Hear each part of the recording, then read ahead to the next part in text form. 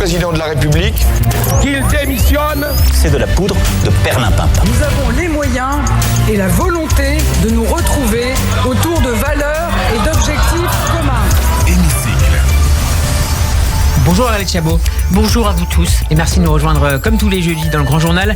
C'est l'heure de vérité pour le projet de réforme des retraites du gouvernement. Le Sénat a adopté ce matin le texte négocié hier en commission mixte paritaire. C'était assez attendu. La véritable incertitude par contre porte sur l'issue du texte à l'Assemblée nationale cet après-midi. Emmanuel Macron a reçu ce midi à l'Élysée plusieurs figures du gouvernement. Et l'Élysée vient d'indiquer que le président allait recevoir dans les prochaines minutes une dernière fois Elisabeth Borne avant la séance à l'Assemblée.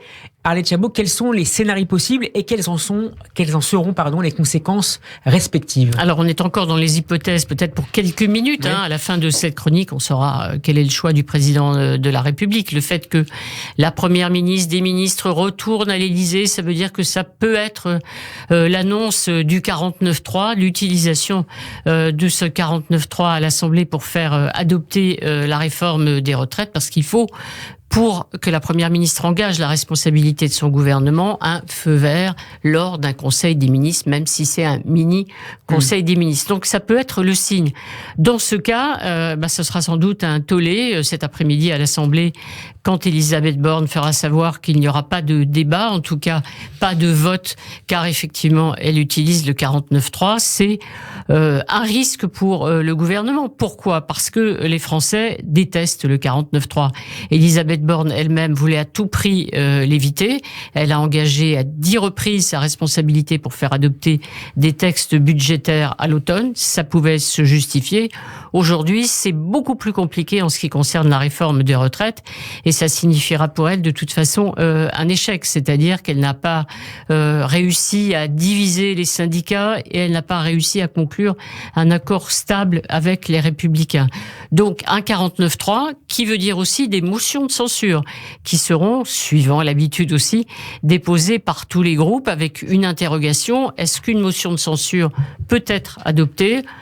Quand c'est la gauche qui dépose, le Rassemblement national peut voter le texte venant de la NUPES. Oui. À l'inverse, non, la gauche ne voterait pas un texte du RN. Alors il y a une autre hypothèse qui, elle, serait déposée par un député centriste, Charles Amédée de Courson, qui pourrait peut-être, dit-on, rassembler quelques élus de droite, et là, tout serait possible. Vous voyez que on nage dans les hypothèses aujourd'hui et ce n'est pas fini. Quelles sont les deux autres options si le 49.3 n'était pas sélectionné finalement ? Alors on avait l'impression que le président de la République voulait, lui, aller jusqu'au vote. D'ailleurs, tous les responsables de la majorité et tous les ministres ont répété ces derniers jours, il y a une majorité en faveur du texte à l'Assemblée nationale. Bon, donc et que le président voulait prendre son risque. Voilà, prendre son risque. Pourquoi ? Parce qu'il n'aime pas, on le sait, le 49.3. Mauvais souvenir du ministre de l'économie qu'il était lorsque sa loi, dite la loi Macron pour la croissance, avait finalement été adoptée par un 49.3 de précaution, comme ce serait le cas aujourd'hui. Peur de manquer à 4 ou 5 voix à la majorité absolue, Emmanuel Valls avait engagé la responsabilité du gouvernement.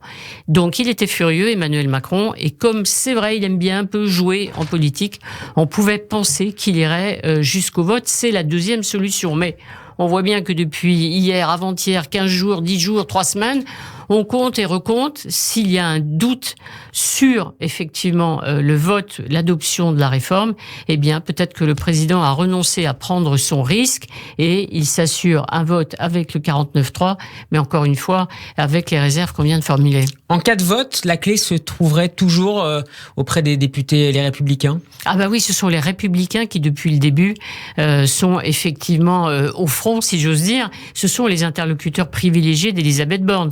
Fin des discussions avec les syndicats et toutes les conversations ont eu lieu avec les Républicains qui, on l'a compris, sont divisés. Vous vous rappeliez que ce matin, les sénateurs LR ont voté la réforme.